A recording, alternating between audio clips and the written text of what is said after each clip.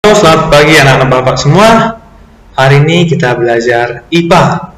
Kalau kemarin kita sudah mempelajari sumber energi listrik, ada dari pembangkit listrik tenaga air, tenaga surya, tenaga matahari, ada banyak sumber pembangkit listrik ya. Jadi kali ini kita mempelajari sumber energi alternatif penghasil energi listrik. Kenapa dia bilang alternatif? Karena alternatif itu menjadi cadangan energi yang bisa kita gunakan. Udah murah, gampang didapatkan, itulah maksudnya alternatif. Kalau habis suatu bahan yang kita gunakan saat ini, kan saat ini kita menggunakan batu bara, menggunakan minyak bumi, itu yang di SPBU, kan semua itu minyak-minyak itu sumber daya alam tidak dapat diperbaharui. Maka untuk mengatasi kalau nanti habis, kita menggunakan sumber energi alternatif. Nah, yang pertama, energi alternatif itu merupakan energi yang berasal dari alam. Keuntungannya, yang pertama lebih ramah lingkungan, yang kedua bebas polusi, ketiga sumber energi ada di alam jumlahnya tak terbatas, yang keempat memiliki jangka waktu habis yang lama. Contoh sumber energi alternatif itu matahari, arus air, angin, ombak laut, kotoran ternak, limbah pertanian, panas bumi. Yang pertama matahari, sering kita gunakan, kita lihat di luar negeri lebih utamanya, ada dia sel surya, ada dia peta dia seperti ini, kemudian dia menyerap sinar matahari, kemudian itu diubah menjadi energi listrik. Itulah sumber energi alternatif dari matahari. Arus air ini sudah kita gunakan seperti dalam pembangkit listrik tenaga air. Angin juga menggunakan kincir angin.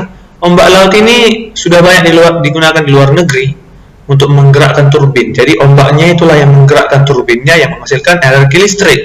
Yang selanjutnya kotoran ternak. Mungkin kamu baru dengar ini, tetapi di negara kita sudah ada yang membuat pakai kotoran ternak. Biasanya kotoran sapi ini mengandung gas. Gas ini yang digunakan untuk menghidupkan api yang menghasilkan listrik. Yang keenam, limbah pertanian. Sama seperti kotoran ternak tadi. Limbah pertanian ini diolah menghasilkan gas. Gas inilah yang akan diubah menjadi energi alternatif. Yang selanjutnya panas bumi. Ini biasanya menggunakan panas dari dalam bumi, yaitu dari belerang, kan itu panas. Sebenarnya dari situlah sumbernya, dari gunung-gunung berapi. Itulah sumber panas bumi. Sering bisa kita temukan ini di daerah Sidebu-debu. Kalau kamu agak ke atas pergi, kemudian ada di situ pembangkit listrik. Itu dia menggunakan panas bumi, karena ada pipa-pipanya besar itu menggunakan panas bumi untuk menghasilkan energi listrik. Itulah dia energi alternatif yang sudah kita ketahui.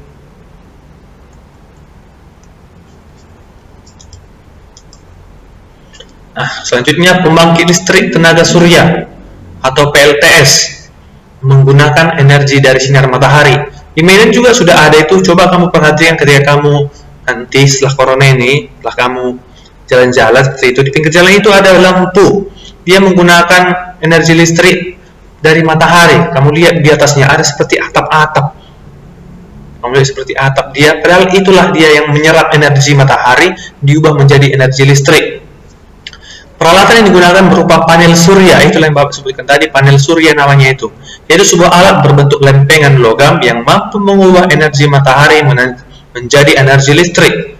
Panel surya merupakan salah satu upaya memanfaatkan energi alternatif yang berasal dari matahari. Cara kerja panel surya.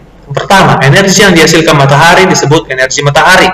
Energi surya menjadi tenaga listrik melalui panel surya atau solar cell.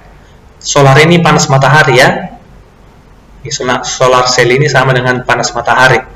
Panel surya dipasang ke atap untuk menangkap sinar matahari. Kalau di luar negeri, panel surya ini dipasang mereka di atap-atap rumah. Jadi mereka menggunakan pembangkit listrik ini, tidak dari PLN lagi.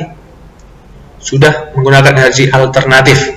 Panel surya terdiri dari dua lapisan semikonduktor, yaitu atas bermuatan positif, bawah bermuatan negatif. Bagian bawah menangkap energi dari matahari dan akan dilepaskan ke lapisan bermuatan positif, sehingga terjadi perbedaan tegangan yang menghasilkan arus listrik. Selanjutnya, listrik akan distabilkan oleh alat konversi dan siap digunakan. Jadi setiap listrik yang diterima akan distabilkan oleh alat konversi. Kalau dalam pembangkit listrik kemarin namanya apa? Masih ingat? Namanya trafo. Itulah yang menstabilkan listrik supaya bisa kita gunakan. Manfaat energi matahari dalam kehidupan sehari-hari. Yang pertama, menjadi sumber energi tak terbatas. Yang kedua, sebagai pembangkit listrik tenaga matahari. Yang ketiga, sebagai pengisi daya pada power bank. Bisa untuk HP kita juga, untuk charger. Sebagai penerang alami di permukaan bumi. Selanjutnya, membantu mengeringkan pakaian, membantu mengeringkan tanah, membantu dalam proses pengeringan air laut untuk pembuatan garam. Selanjutnya, membantu kesehatan tulang. Jadi banyak-banyak berjemur di sinar matahari, maksudnya ada kesehatan kulit, kesehatan tulang, itulah gunanya untuk tubuh kita. Selain itu masih banyak lagi kegunaan energi matahari. Nah, penggunaan panel surya dalam kegiatan sehari-hari. Yang pertama, panel surya pada atap rumah mencukupi energi listrik di rumah tersebut.